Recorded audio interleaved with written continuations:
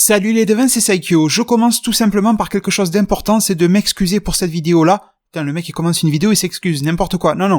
C'est vraiment normal de ma part cette fois-ci, parce que la review du futur qui va suivre, là c'est un enregistrement que je fais en plus, ne contiendra aucun montage. J'ai tout simplement pas le temps. J'ai beaucoup de choses à faire et beaucoup de choses que vous savez pas qui arrivent. En plus, ce soir, il y a le live aussi avec DB Times à 21h30. À partir de demain, j'ai un planning extrêmement chargé. Et en gros, la revue du futur, c'est soit je la finis aujourd'hui, soit je la finis jamais. Et ça m'embête énormément d'avoir passé du temps à l'écrire, à y réfléchir et tout ça, et de ne pas vous la proposer. Alors, je suis honnête dès le début, il n'y aura pas de montage, ça sert à rien de rester fixé sur l'écran, il va pas y avoir des images qui vont s'enchaîner ou je sais pas quoi comme je le fais d'habitude. J'ai jamais un montage extrêmement développé, mais là, ça sera pas du tout. Donc oui, vous pouvez soit ouvrir une double fenêtre sur votre PC, vous pouvez poser votre téléphone à côté et faire autre chose. Je sais que beaucoup le font déjà d'habitude, mais là, vous pouvez vraiment le faire à 100%. Vous pouvez laisser ma voix en fond et écouter ce que je raconte, mais il n'y a pas besoin de regarder ce que je vais montrer, il y aura juste une image pour faire joli, mais rien de plus. Donc ça m'embête énormément, en particulier pour une revue du futur, de pas pouvoir appuyer mes propos avec des images. En tout cas, je vous remercie énormément pour votre compréhension, et je m'en excuse déjà, parce que je pense que c'est un minimum que je vous dois quand même. Je vous ai tout dit, et je vous laisse avec la revue du futur, et je vous remercie bien sûr énormément. Salut les devins, c'est Saikyo. Il est l'heure pour moi de vous proposer ma revue du futur de l'épisode 129 de Dragon Ball Super. Cette revue du futur sera un petit peu différente des autres, tout simplement parce que vous savez très bien que cet épisode-là, il a fallu l'attendre 15 jours, il y a eu la pause, à cause d'un fameux marathon qui a été diffusé sur Fuji TV, et du coup, entre-temps, sur ma chaîne, je vous ai déjà proposé une analyse de preview, et je vous ai proposé une deuxième analyse de preview, parce que la Toei Animation nous a proposé une deuxième preview qui était 2 fois plus longue. Donc sincèrement, je ne sais pas si le titre que je mets à cette vidéo-là de revue du futur est vraiment mérité, si ça vaut cette définition-là, mais j'avais envie de vous donner quand même un point de vue entre guillemets final, une vision un petit peu globale de ce que je pense qui va se passer dans cet épisode-là. Ceci étant dit, cet épisode 129 de Dragon Ball Super, pour moi, c'est tout simplement un épisode qui sera plus intéressant dans sa deuxième moitié. En fait, si vous voulez, la première moitié, pour moi, c'est un doublon de l'épisode 110. Pour moi, ça n'est pas forcément quelque chose de plus ou de moins, à la différence près que ça va pas être les mêmes talents au niveau visuel qui vont s'exprimer. Il n'y aura pas de Yuya Takahashi, il l'a dit lui-même, il a confirmé qu'il ne bosse pas sur le 129.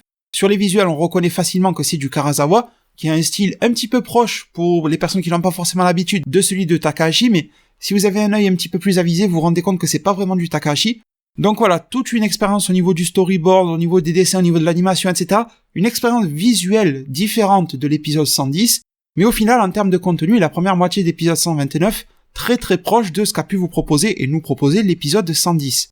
En fin d'épisode 128, tout simplement, on a eu le retour, le réveil, on va dire, de Goku Ultra Instinct, qui nous a prouvé qu'il était quand même nettement mieux et plus capable d'attaquer, et d'attaquer avec une puissance conséquente, parce qu'il n'a jamais été incapable d'attaquer, mais c'est juste que le niveau auquel il le faisait était plus similaire à celui de Goku SCJ Blue, ou SCJ Blue Kaioken, que celui d'un mec qui a réellement power-up. C'était ça le problème. Alors que sa défense, entre guillemets, elle avait power-up. Vous voyez, il y avait une défense améliorée, mais l'attaque ne l'était pas. Et là, ça commence à arriver de plus en plus, et c'est tout simplement ça que cette première moitié d'épisode a mis en avant, et au final, toute la première moitié d'épisode ne sera que du tabassage. Vas-y que je t'esquive par là, vas-y que je t'emmène dans la tête, enfin, des plans absolument magnifiques, y a rien à dire, mais y a rien non plus à en conclure de plus par rapport au fait que ça se tapait.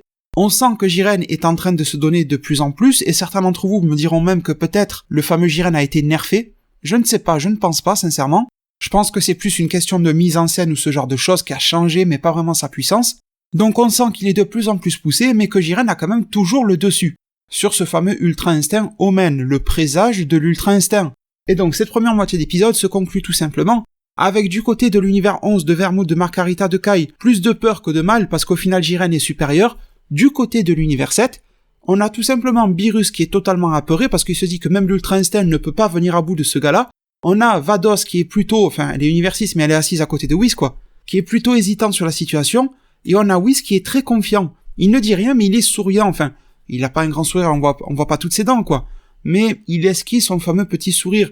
Whis comprend tout à fait que quelque chose de mieux peut se passer justement par rapport à Goku, et c'est ça que ce visuel voulait nous montrer. Au travers de l'inquiétude de tout le monde et de la joie des autres adversaires, Whis se réjouit alors que Goku se fait battre. Et donc, la deuxième moitié de l'épisode est quand même plus excitante, pardonnez-moi le mot, tout simplement parce que, après quelques phases de combat encore qui sont totalement à l'avantage de Jiren, eh bien, quelle est la tactique de Goku? Eh bien, c'est de faire à peu près comme il a fait face à Kefura. Goku se rappelle un petit peu instinctivement, Ultra Instinct encore une fois, que pour pouvoir attaquer mieux, eh bien le Kamehameha lui permet un petit peu de gérer sa défense et en même temps de charger quelque chose d'offensif, quoi. C'était exactement ce qu'avait expliqué Whis face à Kefura. C'est tout simplement que Goku avait trouvé une astuce pour contrer les désavantages de son Ultra Instinct incomplet ou non maîtrisé. Alors tout le monde se dit, c'est bon, c'est la clé de la victoire. Nous-mêmes, on se dit que c'est bon, étant donné que ce Kamehameha fait partie en tout cas des plus beaux de l'histoire de Dragon Ball. On se dit, bon, là, peut-être que Jiren va souffrir. Eh bien non, malheureusement, Goku fait encore quelques pirouettes à droite à gauche, etc. Il esquive les coups tout en se concentrant sur son attaque, il arrive à faire les deux, grâce aux avantages du Kamehameha. Arrivé à quasi bout portant, avec Jiren qui lui est en contrebas, il balance son Kamehameha avec le plus de puissance qu'il a sur le moment. Le truc, c'est que Jiren regarde ça, il tend sa main, il fait une espèce de contre-attaque, et il arrive à totalement défoncer, annihiler le fameux Kamehameha de Goku Ultra Instinct Omen, et en plus de ça, c'est sa vague de ki à lui qui l'emporte. On voit même une bonne partie des vêtements de Goku qui se déchirent dans l'ombre, là, un plan assez réussi et tout ça. Et à partir de ce moment-là, eh bien, Goku est mis KO. Il est totalement au sol, on se demande même s'il est mort. Le Daishinkan, grâce à ses sens divins, je ne sais pas quoi, ou sa suprématie angélique, enfin, pensez-le comme vous voulez, qui confirme que Goku n'est pas mort. Donc Jiren commence à être déclaré vainqueur du combat, vous commencez à connaître le délire avec ça. Et là, quelque chose d'intéressant, parce que, étant donné que Jiren a soi-disant, entre guillemets, gagné son combat face à Goku, eh bien, Jiren déjà fait mention à Freezer et dit, bon, il ne me reste plus que ces deux à sortir, et on voit que Freezer est toujours au sol, il ne bouge pas, il a l'air toujours complètement KO, mais Jiren décide d'abord de se charger de Goku. Il se dit que le plus dangereux des deux, s'il y en a un qui se relève, c'est forcément Goku, même si Jiren n'est inquiet par aucun des deux au final, parce qu'il a dominé les deux. Mais bon, le combat du moment, c'était pas Freezer contre Jiren, c'était Goku contre Jiren, donc Jiren s'avance vers lui. Sauf qu'arrivé sur cette espèce de but là, avec un B, pas un P, une scène assez classique. Sincèrement, on la voit arriver de loin, mais le corps de Goku se met à briller. On a toute une scène, un petit peu comme dans la tête de Goku, assez similaire à celle qu'il y a pu avoir en fin d'épisode 128, dans laquelle Goku se remémore le fait que la confiance de ses amis repose sur lui, le fait tout simplement que les personnes sur Terre, qui ne sont pas forcément tout au courant des enjeux, je vous le rappelle, les Goten et Trunks, tout ça, ne savent pas quel est l'enjeu réel du tournoi. Alors ces personnes-là ne lui ont pas apporté la confiance, mais implicitement, voilà, leur confiance repose sur Goku. Ce besoin-là de les protéger parce qu'ils n'ont rien demandé à personne, ils mènent une vie paisible. Tout ça enrobé d'un fort sentiment de désespoir de ne pas y arriver, même en débloquant des power-ups successifs et de plus en plus puissants à chaque fois. Ou en tout cas là, c'était surtout la défense qui était améliorée, mais le fait de se dire, et ça c'est quelque chose de nouveau dans Dragon Ball, j'ai obtenu une nouvelle forme et putain de merde, j'arrive pas à le battre. Tu vois, c'est ça le truc. Vous imaginez si Gohan Ado à l'époque débloquait le SSJ2 et que Cell il était encore plus fort que le SSJ2 au final. Vous imaginez le truc là, bon on a vu Gohan qui défonçait Cell, mais imaginez si c'était l'inverse. Je vous dis n'importe quoi, mais que Cell en avait tellement sous le pied qu'il était du niveau d'un Goku SSJ3 Arc-Bout. Vous imaginez le délire? Qu'est-ce que ça aurait fait dans la tête de Gohan à ce moment-là? On n'aurait pas du tout eu le Gohan un petit peu imbu de sa personne, on aurait eu un Gohan totalement désespéré en se disant j'ai les pouvoirs les plus magnifiques que je n'aurais limite jamais pu de ma vie, et j'arrive pas à battre le mec qui est en face de moi. Et le problème c'est que ce mec-là, il est là carrément pour détruire la Terre ou ses habitants, etc. Et là, Jiren ne veut pas détruire la Terre ni l'univers 7, mais sans le vouloir, il va le faire, parce qu'en éliminant l'univers 7, eh bien l'univers 7 sera pété. Donc les enjeux, même si c'est pas Jiren le méchant, mais il est juste un adversaire, les enjeux sont les mêmes, voire même pires qu'auparavant, parce que c'est quasi tout le multivers qui se fait péter petit à petit, y compris l'univers 7. Donc j'ai beaucoup aimé le mix du déclencheur émotionnel, frôlage de mort, etc. J'ai plutôt bien aimé, c'est pas juste physique par frôler la mort, parce que ça fait un petit peu un délire de zombie, au final tu frôles la mort, tu te relèves, tu combats encore plus fort. C'est un peu léger quand même, alors pour l'Ultra Instinct Omen je veux bien, mais pour quelque chose de complet comme là, c'est bien. Franchement c'est bien que l'aspect émotionnel entre en jeu, et puis de toute façon, ça prend aussi beaucoup de sens, parce que, voilà, vous avez compris que la scène est épique, Goku se relève, il a les vêtements qui partent en lambeaux, tout simplement sous le coup de l'attaque précédente de Jiren, et en plus il y a sa transformation au même moment, donc ça fait très joli visuellement, que le haut des vêtements se déchire. Goku commence à être teinté de blanc, de gris, on voit légèrement du bleu et légèrement du violet, mais voilà, il y a quand même un léger mix de couleurs, c'est pas totalement blanchâtre ni grisâtre, mais vous avez une forte prédominance à 85% de gris, et le reste vous le partagez entre le blanc et un tout petit peu de bleu et de mauve, mais léger, dans l'aura bien sûr, avec ses cheveux qui commencent à se teinter comme ça, les yeux qui brillent encore plus en gris, donc voilà, il commence à nous faire la totale, et là Whis commence à exalter, il est super content de son élève. Vegeta, il est entre deux sentiments, le sentiment de se faire dépasser encore une fois, mais le sentiment que quelqu'un va pouvoir protéger la Terre pour lui, donc il n'est pas si énervé que ça, parce que de toute façon Vegeta avait fait une belle avancée contre Toppo, il lui a dit peu importe que ça soit moi ou pas qui gagne le tournoi, le principal c'est de protéger l'univers 7. Ça fait un petit peu un Vegeta relayé au rang de Yamcha, je suis d'accord avec cette phrase-là, mais ça fait aussi un Vegeta qui évolue. Vegeta a une beaucoup plus belle évolution dans Dragon Ball Super que Goku, ça vous pourrez pas me l'enlever. Je parle bien sûr d'évolution psychologique, pas en termes de pouvoir. Et là, Whis nous fait une explication qui n'est pas forcément ultra claire, mais en tout cas en nous disant que oui, Goku a pu pousser une énième fois et dépasser de manière ultime ses limites pour vraiment avoir l'ultra instinct de manière complète et maîtrisée. Ça fait un petit peu rager Beerus, mais lui aussi comme Vegeta. Beerus, on sent qu'il commence un petit peu à être sur le point d'être dépassé, voire même peut-être dépassé, et que ça le fait rager, mais en même temps, il est content de pouvoir foutre une claque à Jiren et à l'univers 11 et se sauver, quoi. C'est un petit peu un double sentiment et deux sentiments qui sont contradictoires, mais qui sont tout à fait compréhensibles de la part de Vegeta et de Beerus. Donc Whis reconnaît justement en Goku cette forme-là, et il dit que c'est étrange justement qu'il ait eu une transformation physique à ce point chez le guerrier, en tout cas chez Goku, et Whis en fait fait une explication en disant que cette fois-ci, étant donné que le déclencheur était aussi psychologique et n'était pas que physique, parce que frôler la mort c'est quasi que du physique quoi, et que les Saiyans, par habitude on va dire, quand ils se transforment c'est très très souvent lié à une ou des émotions, un CJ1, 2, machin, le 3 c'était par l'entraînement, mais je pense que vous vous rappellerez par exemple de la scène dans l'animé où quand Goku se transforme en CJ3, on le voit redevenir petit, etc. Donc il y a quand même un effet, un phénomène psychologique là-dedans, au-delà de l'entraînement qu'il a fallu, au-delà du fait que Goku était mort quand il a maîtrisé, qu'il avait un ki limité, il y a quand même aussi de la psychologie là-dedans. Et étant donné que Goku a puisé dans le physique et dans le psychologique pour passer dans cet ultra-instinct maîtrisé, eh bien ça fait que Goku a réalisé comme une assimilation de tous ses pouvoirs et les a canalisés en fait. Et c'est pour ça que, Whis ne le dit pas, mais que l'on peut, oui, s'amuser à parler de forme ou de transformation pour Goku Ultra Instinct maîtrisé, tout simplement parce que quand vous le voyez sous cette forme-là, tous les pouvoirs de Goku, les pouvoirs divins, les pouvoirs mortels, etc., sont tous mixés là-dedans, avec bien sûr l'Ultra Instinct aussi, qui à la base est juste une méthode de combat. On a bien vu, je vous remets encore ce fameux screenshot de Beerus qu'il utilise dans le manga, mis à part que ses yeux sont plus sérieux, il a pas d'aura, il a pas d'œil gris, enfin, voilà, normalement c'est pas un truc qui t'amène un changement physique. Sauf que sur Goku, oui.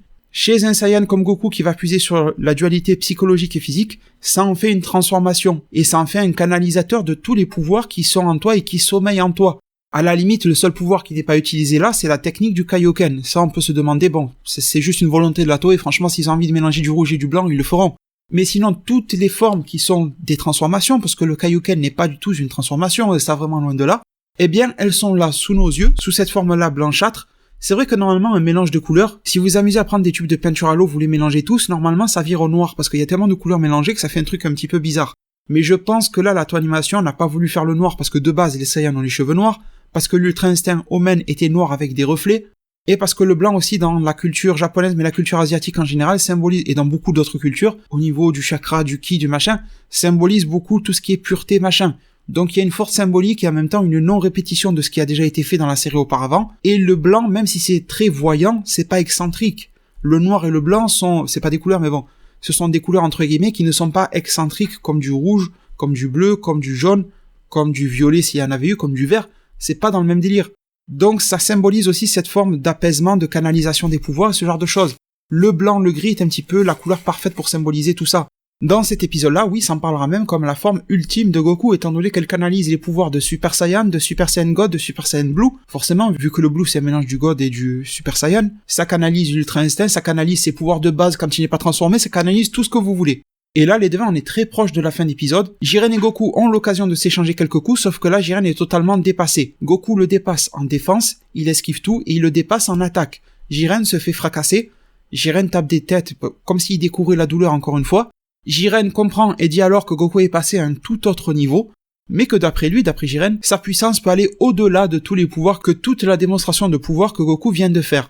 À ce moment-là, Jiren se met à power-up comme un cinglé, et on sent que Jiren et Goku ne sont pas vraiment dans les mêmes aspects du combat. Goku est plus dans une maîtrise totale du combat et un équilibre total entre esprit et le corps, ce qui est une forte symbolisation, je trouve, des arts martiaux asiatiques, tandis que Jiren est dans une quête de la puissance pure. Alors d'accord, il se bat comme un expert en arts martiaux, mais il n'a pas forcément cet équilibre-là. Pourtant, Jiren le recherche, cet équilibre-là, en méditant et tout ça, mais il ne l'a pas encore atteint. Donc on a l'opposition de la maîtrise face à la puissance, sachant que celui qui a la puissance maîtrise quand même pas mal, et celui qui a la maîtrise dégage quand même aussi pas mal de puissance.